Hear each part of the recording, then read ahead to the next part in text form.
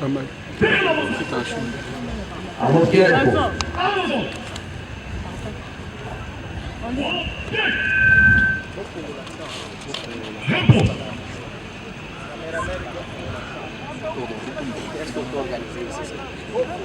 formulation.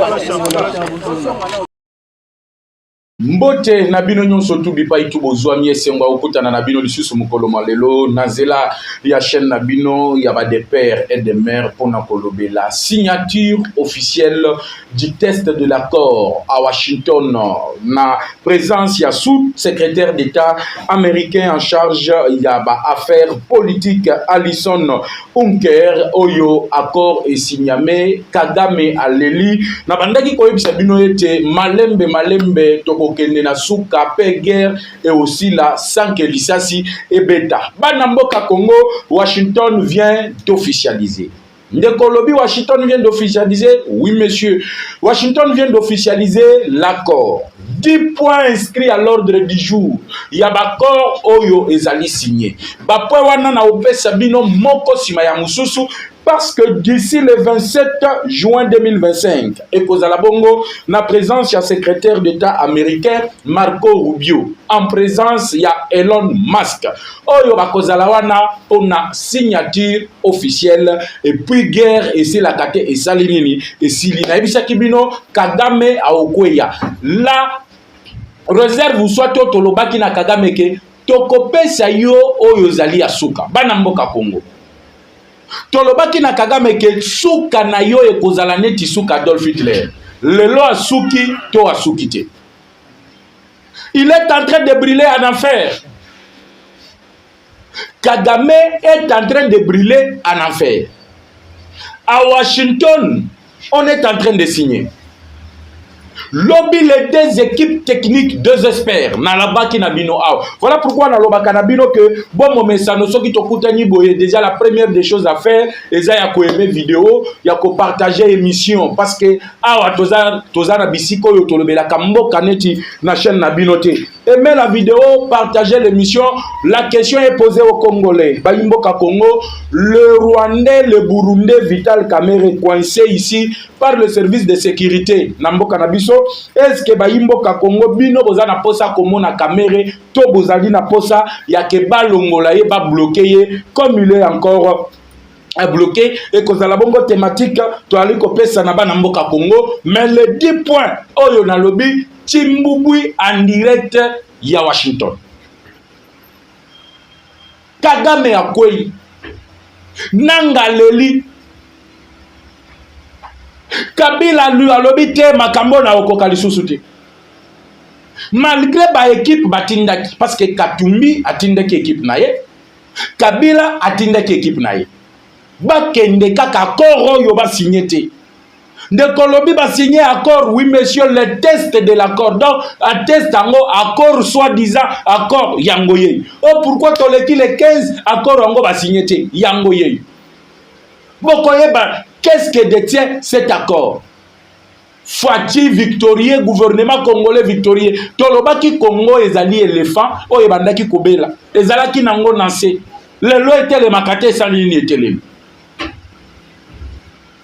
Mais avant na kota na makambongo ba point accord, oh ils allaient signer depuis hier, paraphé par les deux équipes.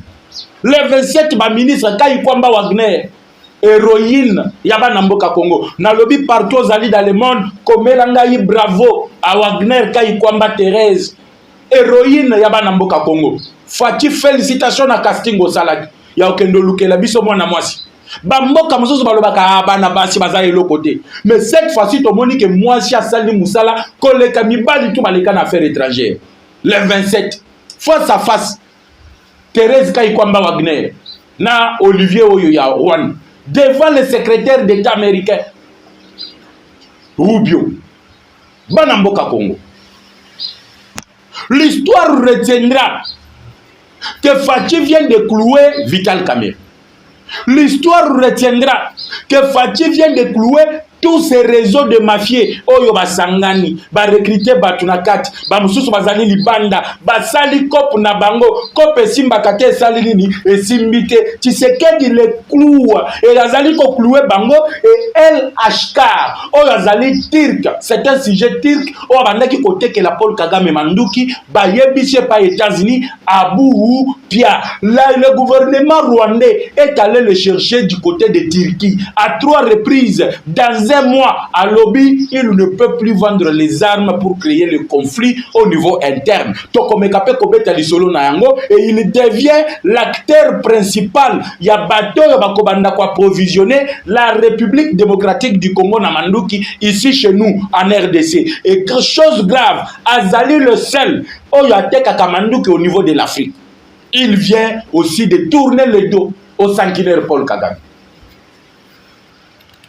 Pour commencer maintenant, Banamboka Congo, Constant Mutamba, nan vendre, et soukeli bango wapi. Fatia boyi ba makambo masolo wana o Mutamba o boyi fatia boyi alobi makambo wana ezali complot monté kuna na Kigali. Banamboka Congo. Tolobaki, est-ce que vous savez, ministre ya Congo ya justice, bazo autorisé poursuite na ye, na Rwanda fait ezo salema. C'est le ministre des Affaires étrangères rwandais, oh yazo sala fête. Un complot conçu au Rwanda. Complot n'est pas conçu au Rwanda, je vais continuer na lebi ke boza déjà ebele bozo zela. Loba accord, yebisa biso ba point accord. J'ai l'accord avec moi. Je vous ai toujours dit que je suis le communicateur de la République. Avant que les autres le disent, je vous l'apporte chez vous, dans vos maisons, dans vos bureaux, dans vos véhicules, aux en transport, aux awat. Joabik Koma, accord ezali ao. Félicitations à Tshisekedi, félicitations à Kayikwamba, félicitations au gouvernement. Banamboka Congo. Na beta na nous c'était. Le Kanyingi du King vient caméléon. Le réseau qui a été recruté. Le vieux caméléon était dans le pouvoir législatif. Les traîtres de vente de ces magistrats où la sombi bavila, Moutambaye Kokoise, na bavila ya sombaki, na niveau ya Belgique. Nous avons tous les éléments. Il y a villa où il y a sombaki na Belgique. Tata Mokonja école. Ces magistrats méritent d'être envoyés na retraite anticipée. Oh yoba kosa la Mutamba, bazali kota la Mutamba te. Nasima Mutamba, c'est vous qui êtes visé. Monsieur le président de la République, tala le traître que vous avez donné l'Assemblée nationale. Tala Makambu, le Kanindi du King Caméléon, a sali l'Assemblée nationale. Le même système qu'il a utilisé na Sud Kivu, na Kabamba, na Katana, na Kabare, na Walikale, na Walungu, pour faire tomber ces villages. Divulgation, propagation de faux bruits, ce qui est une infraction condamnable dans le code pénal. Le même procureur, parce que Bayebani, Joseph Kabila a tout fait. Vous voyez pourquoi Kabila place en vente dans la cour de cassation? Écoutez-moi très bien, parce que vous avez une révélation que vous ne trouverez nulle part. Mais entre-temps, je suis en train d'espérer que vous êtes en train d'aimer la vidéo. Vous avez la carte à commenter l'émission, vous avez la carte à partager et vous êtes en train de vous abonner massivement. Vous voyez pourquoi Vond a été placé dans la cour de cassation? Joseph Kabila Yebati. Que Vond Azali corrompu. Un procureur qui fait la honte de la magistrature. De Kolobi, un procureur qui fait la honte de la magistrature. Oui, monsieur, je confirme. Vondo Bozali Komona, Laurent Désiré Kabila Benganaï. Abenga Bango conglomérat des aventuriers. Chassé dans la magistrature. Bayimboka Congo. Kabila soi-disant, moi na ya Laurent Désiré Kabila, muto yo tata na yo abengana ki alobi azali conglomérat, azana kati ya conglomérat ya baventurier. Yo moi na soi-disant, Laurent Désiré Kabila, oyo aloba qui n'est jamais trahir le Congo. Ok, kolokota vendre aux ongissiers na magistrature. Et en plus, ça du cours de cassation à Pessier. Pourquoi vous saboyez pour nanine? Kabila ba pesa vendre na cour de cassation, c'est pour contrôler. Boyebi pour contrôler quoi? L'Assemblée nationale, le gouvernement. Parce que la cour de cassation, prenez le stylo, écrivez ici, c'est la leçon que nous sommes en train de donner avant Tokota na Washington. Oyoba uti ko signer. Fini la guerre. Nanga, et vous comprendrez pourquoi Nanga baby saki elongi. Tampo ya elongi nanga bimaki mukolo wana devant Bintou Keïta. Le message que je vous ai dit, j'ai dit ici, t'as la message Bintou Keïta memena kinanga. Bato mususu balobi non, mais toyoki point de presse, il y a 1h45 minutes, balobi makambuyo lobite. Est-ce que les Rwandais là peuvent nous prendre comme des imbéciles? Na réunion oyo sali journée mobimba. Est-ce que contre Rwandais kokyo sala 1 minute 45 secondes? Ils n'ont pas voulu vous dire la vérité. Maintenant, écoutez d'abord. Je vais en finir avec Mvondu. Paul, je vous ai promis que Mvondu tokosi lisaye le poso. Muyibi wana to aussi lisaye mapango yo ba villa bateki na Gombe ao batekeli ba Indien batekeli ba Libanais kopo wana ko salema na Mvondu ba koboto la ba Congolais les autochtones ba kolo mabele ba mapango na bango ba villa on le vend aux expatriés mais les kopo yo Mvondu azali.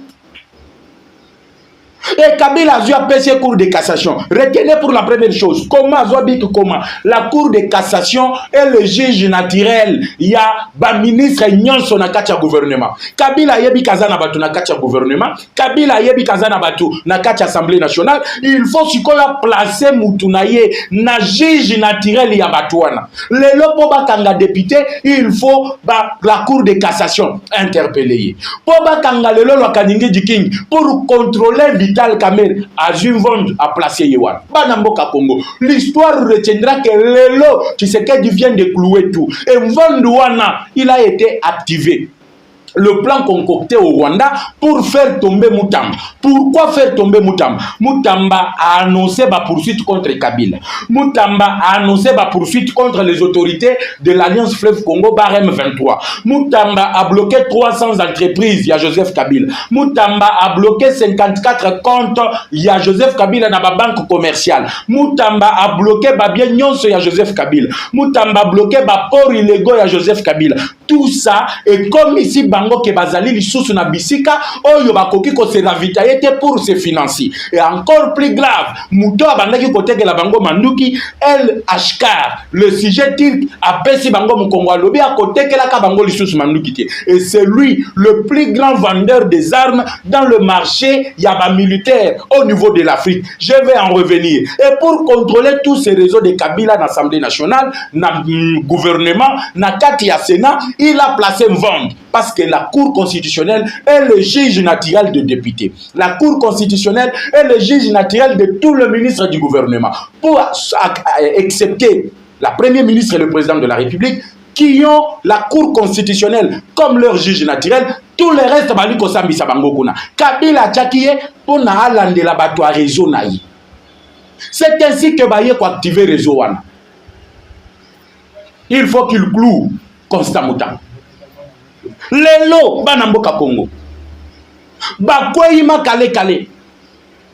Lorsque Mutamba démissionne, tu lis la lettre de la démission de Mutamba, tu comprends bien et bien que Mwana Mobali Yoyo, c'est un soldat de Tshisekedi. Un soldat Tshisekedi, il y a Tshisekedi au service de la nation pour réparer la justice qui est malade. Tshisekedi a là, banda, mandat naye banda. Depuis qu'il est élu président de la République, la justice est malade. Mais le ministre le sel, qu'il a eu, oyo, a kokaki, kochuba justice ango tonga, poete ebika Mutamba. Il vient d'être sacrifié et Fati n'est pas tombé dans de bêtises de Kamerhe. Tshisekedi a yebi que Kamerhe Mvondu, ce sont les oiseaux de même plumage qui exécutent les ordres qui viennent de Kigali, qui exécutent des ordres qui viennent de Kagame. Aujourd'hui, le maître penseur à quoi? C'est là maintenant que j'entame le sujet du jour. Banamboka Congo, j'espère que vous aussi aimé vidéo, partagé l'émission. Pepe Sangaï Mutuna, le vieux caméléon Lokaningiji, Akoya, to Akoyati. L'homme a été bloqué, le passeport diplomatique bloqué, la DGM l'a notifié de ne plus quitter la ville de Kinshasa. Mais toyebi comment ça se passe? Na DGM, na Batouana, nyonso bazali eloko moko. Tokozala na bango lisu likolo ya lisu, mobilisation totale le jour où bakolobake, bakozala na Mutamba, na cour de cassation pour na instruction ya dossier, nous serons là pour mobiliser et dire en Mvondu que les Congolais ne sont pas contents de ce que tu es en train de faire. Car la justice est le rendue au nom du peuple et exécutée au nom du chef de l'État. Bayimboka Congo. Washington vient de clouer M. Paul Kagame. Washington vient de donner le go. Et Sengote Banamboka Congo. Nalobaki il y a 48 heures. Je vous ai dit, la délégation du gouvernement congolais, les experts, bauti kokoma na Washington. Ba espère ba komi na Washington ba kei kosala nini? Communicateur de la République, prenez votre stylo et écrivez. C'est que tout le monde attendait ba yimboka babandaki kozela yango yeyo bana mboka Congo. Yango yeyo zwa émission partagée tindela baninga o bazana nous connecter benga moninga oyo azali na nous connecter yebiseye yaka communicateur de la République est là. Il est en train de décortiquer point par point. Il y a accord signé. J'ai l'accord avec moi. Bayimboka Congo, je vous le montre. J'ai l'accord avec moi ici. Qu'est-ce qui est dit dans l'accord? Washington, merci beaucoup à Donald Trump. Merci à Fachi. Merci à Kayikwamba Wagner. Nous avons triomphé de Kagame. Avant la bande, je vais rappeler quelque chose. Fachi Yebisaki Tango a commis le pouvoir na Kagame Yebisie. Nous sommes appelés à vivre comme des voisins éternels. Personne n'a le droit d'enlever le Rwanda là où il est. Et personne n'a le droit d'enlever le Congo là où il est. Donc nous sommes appelés à vivre comme des voisins éternels. Plus question d'agresser l'ami, de tuer, de voler. Il faut qu'on y ait la porte à monnaie, ton négocier. Tu sais que Dieu est allé plus loin pour dire. Toi comme même à niveau il y a 50-50. Kagame na mutu makasi na ye. Un sanguinaire n'a pas voulu écouter ce que Fachi avait dit. Et pour comprendre pourquoi Nazali ko répéter na bandi na makambo yo Tshisekedi aloba na Kagame lorsqu'il est arrivé au pouvoir, quand il a prêté le serment en janvier 2019. Il a dit à Kagame, il lui a proposé, nous devons collaborer pour sécuriser nos frontières. Nous devons faire ceci pour sécuriser l'économie régionale. Kagame Aboya Lobby, lui il est puissant. En Afrique, personne ne doit lui dire ce que lui doit faire. Yakosala Oyo Yazali Nango, parce qu'il avait le soutien de multinationales, parce qu'il avait le soutien des États-Unis, parce qu'il avait le soutien de la Grande-Bretagne, parce qu'il avait le soutien de tout le pays des G7. Lélo, tous les pays des G7 viennent d'abandonner Kagame. Même Mouto Yabandaki ko signé naye, ba corps militaire vient de l'abandonner en disant qu'il ne peut pas être responsable. Il y a conflit au Salema au sein, il y a sous-région, il y a Grand Lac. C'est ainsi que lobby ezalaki victoire. C'est hier la nuit que c'est officiel. Banamboka Congo, na lobby, n'oubliez pas aimer la vidéo, partager l'émission. Commenter le kaningi dikingi azalato azalate parce que pour nangai azamuto azali ko mériter penza bakangaye libanga munene na kingo bakende ko bakaye na mai un traître pas comme tous les autres, les traîtres jamais connus. Nazope sa raison na Etienne Tshisekedi wa Lobaki, à part bonjour et bimakana munoko naye, bosolo mususu et bimakate. Juste le bonjour qu'il vous dit en vous tenant la main. Kamere ndenge bozali boy. Bana mboka Congo, permettez-moi d'abord, avant d'encore dans la sujet ya liboso, ya poa liboso ya accord. Kamere azali serpent ancien. Boyebi nyoko ya luki liwa. Nyoko yo akosi Ève. Poete pasie koma na mokili. Nyoko yo akosi Ève. Poete liwa koma na mokili. Il s'est réincarné en Vital Kamerhe. Et Vital Kamerhe, c'est tout le malheur. Oh, les ali koma na Congo. Vital Kamerhe, c'est l'infiltration qui est au Congo. Vital Kamerhe, c'est le brassage qui est au Congo. Et je vais frapper encore Kamerhe bien. Lorsque je vais vous parler de l'intégration conditionnelle qui est le 5e point de l'accord. Oh, yo to signé lobby, Boutou, Donald Trump à lobby et Koume la dissouté. Bon signé. Zoasiko Yobik, la première des parties. Respect à intégrité à territoire national. Bayebisi Kagame Nengo Zaboye, désormais, à 1 centimètre à Congo Koko Talisouté. Et si à 1 centimètre à Congo Koko Talisouté. Voilà, ici, c'est la chaîne de père et de mère. Tolobina Lingala Yaba Tata na ba mam. Babiloko, Okoyo Kango na ba chaîne Moussou après. Okoyo Kango na Munoko ba Moussou après. Bisoto ko puiser à la source. Voilà l'accord. Premier point. Le respect de l'intégrité territoriale. Na Lingala balingini. Balingi ko yebisa Kagame ke yondengo zaboy. Ata centimètre à Congo ko nyatango lisosute. Armée na yo ata 1,5 cm ya Congo ko nyatango lisosute. Tikala epa inayo. Ce que l'Union na Congo, que n'est pas autorisé par le gouvernement congolais, au côté d'une manière officielle, avec la permission du gouvernement congolais. Tout le monde a eu le sous-souté. Fini la violation de l'intégrité territoriale. Et plus grave encore, na non-respect à bas point où il y a des sanctions, où il y a réserver le Rwanda et Kigali. Et d'ailleurs, na Kigali, na minute, tous les dignitaires ba komi kokota avion bazokima nini ote oyo azui place wana azali mutoyo Tshisekedi abandaki ko coopérer na ye. Ici nous sommes en train de fuir konani chasse à la sorcière bakobanda ko poursuivre biso bana Kagame batelemeli le premier ministre bapona bango. C'est le président du Sénat qui va prendre la succession de leur père parce que plata na bango incertitude totale à ko régner sur sa survie ou pas. Et moi je ne suis pas là, je suis sur le respect de l'intégrité territoriale. Kagame ne peut plus. On le cloue ainsi. Exploitation illégale de nos minéraux et si violation, il y a banana biso ya basi, ba mama na biso ba koko na biso et si Kagame po kotawa, il faut Kinshasa y permettre. Il faut Kinshasa et permettre. Et sengoto bana mboka ko. Kagame chimbubu tala ndenge matama ozalaka kutu na matama te mikuo na mikuo. Tokobo mayo Kagame, tokobo mayo na tension. Tokobo mayo na tension. Okokufa pour la deuxième fois. Deuxième point. Na lobi Zwabi comment? Zwabi comment? Interdiction des hostilités. Donc, l'issassie beta l'issoussouté partout, sur tout le territoire, partout. L'issassie beta te, Banamboka Congo, mes frères de Goma, Bukavu, Ruchuru, Walikale, Bande Konanga, Bazalina, Walungu, Bande Konanga, Bazana, territoire à Kabal, Bayebisi Kagame, à partir, il y a le 27, Toyoka l'issassie beta l'issoussouté. Ça, ce sont les deux équipes de experts qui ont paraffé les tests de l'accord. Accord Wango, on va co-signer par Fatina Kagame. Soki akose quoi na life le place azali kosika na moto akoya ko signer eta libisote soki premier ministre akende signer eta libisote mais bayebisi Kagame toyoka lisusu lisasi betate. Et il y a des sanctions qui sont réservées à ça. La paix est en train de revenir Samandouki du côté congolais. La sagesse Mutoyo Kagame abefinga ki idiot. Au moins ndenga cloué Kagame.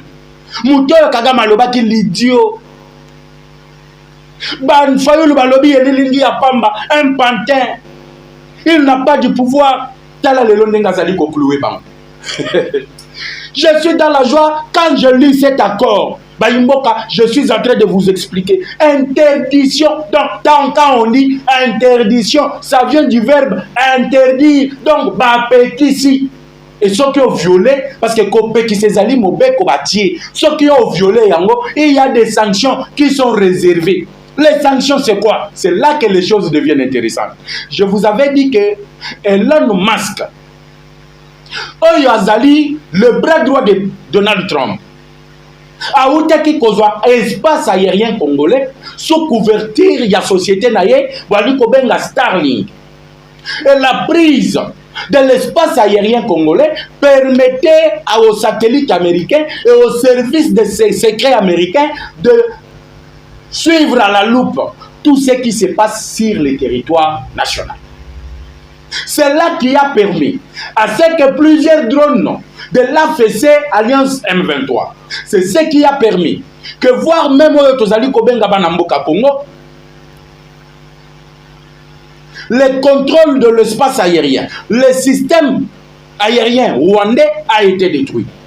C'est parce que Starlink avait pris la couverture de l'espace aérien. Donc, 2 345 km² de la République démocratique du Congo est prise en charge par les États-Unis d'Amérique. C'est ainsi qu'au Monaki, ils ont diffusé les premières vidéos. Yaba Rwandais, comment est-ce que le militaire rwandais entre sur le sol congolais. Ils ont diffusé les images de l'entrée de Kabila avec 500 unités spéciales de la garde républicaine rwandaise au niveau de Goma, accompagné par Paul Kagame, Oyoya Soukaki, na niveau ya Gisenyi. Ainsi, le Lobazali boya interdiction des hostilités. Et comme sanction, ceux qui ont méqui Kokota Lissous, Kobandaba hostilité, il y aura fort à faire à l'armée américaine qui va s'installer Bayimboka Congo, Naoudjourou, où la base militaire américaine sera installée. Et au niveau de l'Afrique,